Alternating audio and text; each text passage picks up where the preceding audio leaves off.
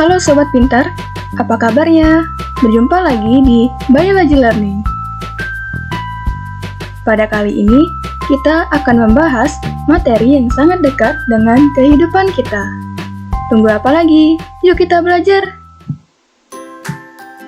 Sebelumnya, apakah kalian pernah melihat kondisi nasi yang sudah membusuk?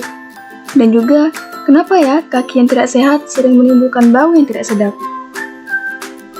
Ya, semua itu dikarenakan adanya bakteri. Tapi sebenarnya, apa sih bedanya bakteri dan virus itu? Bakteri umumnya lebih besar dari 1000 nanometer, sedangkan virus ukurannya lebih kecil. Bakteri dapat hidup di berbagai lingkungan, tapi virus hidupnya bergantung pada inangnya.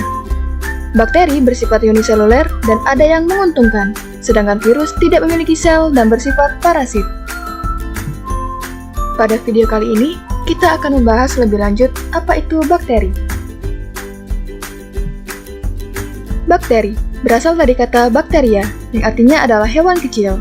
Memiliki ukuran mikroskopis yang tidak bisa dilihat secara kasat mata, bersifat uniseluler, dan merupakan prokariot yang tidak memiliki membran inti sel. Bakteri memiliki berbagai macam bentuk, di antaranya adalah Bacillus, Coccus, Spirillum, dan Vibrio. Dari 4 bentuk tersebut terbagi lagi menjadi beberapa jenis, seperti yang ditampilkan berikut. Wah, banyak sekali bukan? Tubuh bakteri terbagi menjadi struktur luar dan struktur dalam. Untuk struktur luar, diantaranya adalah pilus, kapsul, dinding sel, membran plasma, dan flagel.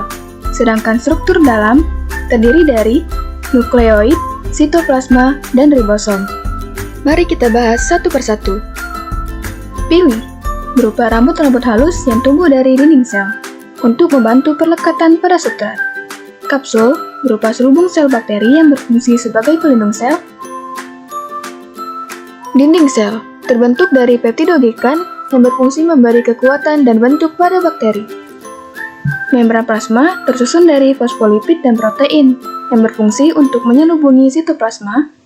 Dan flagel terdiri atas senyawa protein yang berfungsi sebagai alat gerak. Untuk struktur dalam terdiri dari nukleoid, yaitu material genetik bakteri berupa DNA, sitoplasma berupa cairan sel yang berfungsi sebagai wadah berlangsungnya reaksi metabolisme sel, dan ribosom sebagai tempat terjadinya sintesis protein. Apakah kalian masih ingat fungsi flagel pada bakteri? Ya, ternyata, bakteri dapat digolongkan berdasarkan jumlah dan letak flagelnya. Bakteri monotrik memiliki satu flagel pada salah satu ujung selnya. Lopotrik, salah satu ujung selnya terdapat berjumlah lebih dari satu flagel. Sedangkan amfitrik memiliki satu atau lebih flagel pada kedua ujung selnya. Dan peritrik, di mana flagel tersebar pada seluruh permukaan sel tubuhnya. Berdasarkan cara memperoleh makanan, bakteri dapat dibagi menjadi bakteri heterotrof, yaitu bakteri yang memperoleh makanan dari organisme lain. Ada yang bersifat saprofit seperti Escherichia coli sebagai pengurai, dan ada yang parasit dalam tubuh seperti Mycobacterium tuberculosis. Yang kedua adalah bakteri autotrof, yaitu bakteri yang memproduksi makanannya sendiri, terbagi menjadi fotoautotrof, di mana bakteri membutuhkan energi dari cahaya matahari. Contohnya adalah bakteri hijau dan bakteri ungu. Kemoautotrof yaitu bakteri yang memanfaatkan energi dari reaksi kimia. Contohnya adalah bakteri 3M. Berdasarkan kebutuhannya terhadap O2, bakteri dibedakan menjadi bakteri aerob dan anaerob. Bakteri aerob membutuhkan oksigen bebas untuk mendapatkan energi. Contohnya Thiobacillus dioxidans. Sedangkan bakteri anaerob tidak membutuhkan oksigen bebas. Contohnya Micrococcus denitrificans. Berdasarkan pewarnaan gram, bakteri dibedakan menjadi bakteri gram positif dan bakteri gram negatif. Bakteri gram negatif dicirikan dengan lapisan peptidoglikan tipis, sedangkan bakteri gram positif memiliki lapisan peptidoglikan yang tebal pada dinding selnya. Untuk masing-masing contohnya adalah sebagai berikut. Ternyata, bakteri juga melakukan reproduksi untuk memperbanyak dirinya loh. Reproduksi pada bakteri terbagi menjadi 2 cara, yaitu reproduksi aseksual dan seksual. Secara seksual, bakteri melakukan pembelahan biner. Pertama, bakteri melakukan replikasi DNA dan elongasi. Selanjutnya, dinding sel dan membran plasma mulai membelah. Kemudian, septum mulai terbentuk dan DNA terpisah. Akhirnya, sel terpisah menjadi dua dengan bentuk yang sama. Sedangkan reproduksi seksual yang pertama, yaitu dengan transformasi, berupa pemindahan materi genetik dari satu sel bakteri ke sel bakteri lainnya, namun tidak dengan kontak langsung. Jadi, bagaimana ya caranya?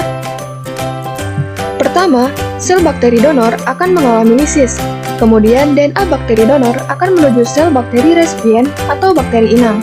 Lalu, DNA donor bergabung dengan DNA resipien sehingga terbentuklah DNA rekombinan. Yang kedua yaitu transduksi.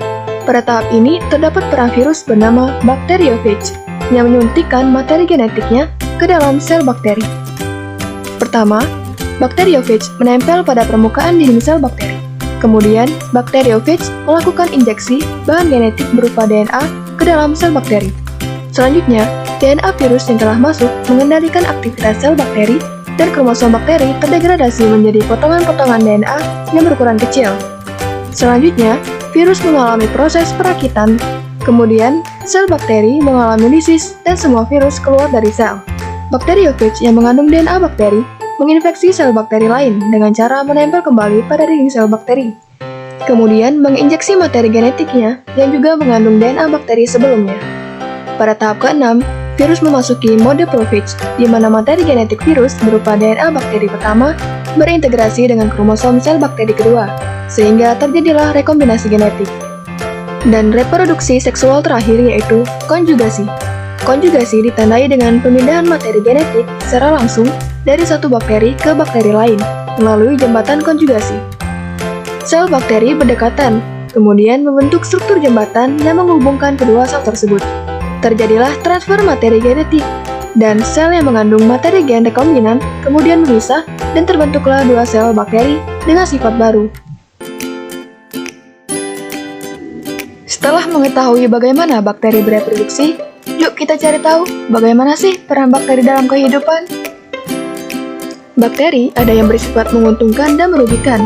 Bakteri yang menguntungkan di bidang pertanian misalnya Rhizobium, Azotobacter, Nitrosomonas, dan Nitrosococcus yang dapat menyuburkan tanah. Dalam industri makanan seperti Streptococcus lactis untuk pembuatan keju, Streptococcus thermophilus, dan Lactobacillus bulgaricus dalam pembuatan yogurt.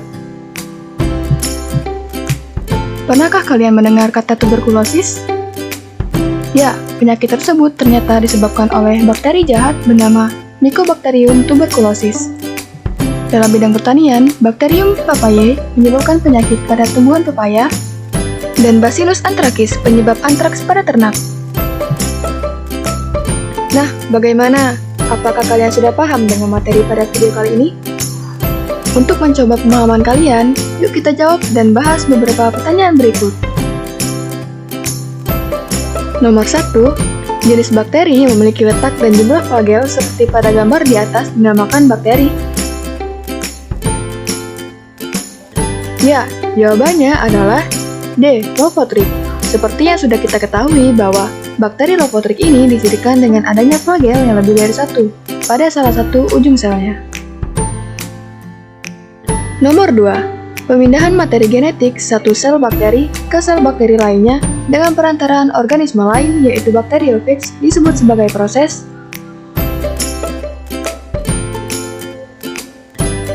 Ya, benar sekali. Jawabannya adalah A. Kenapa bukan B? Seperti pada penjelasan sebelumnya bahwa konjugasi dicirikan dengan adanya jembatan konjugasi, sedangkan pembelahan ganda merupakan reproduksi bakteri secara aseksual.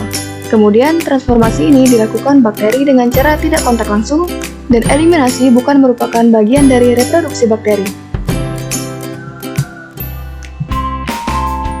Akhirnya, kita sudah banyak nih dapat pengetahuan tentang bakteri. Sampai di sini dulu ya pembelajaran kita pada kali ini. Sampai jumpa di video berikutnya. Tetap semangat belajar ya!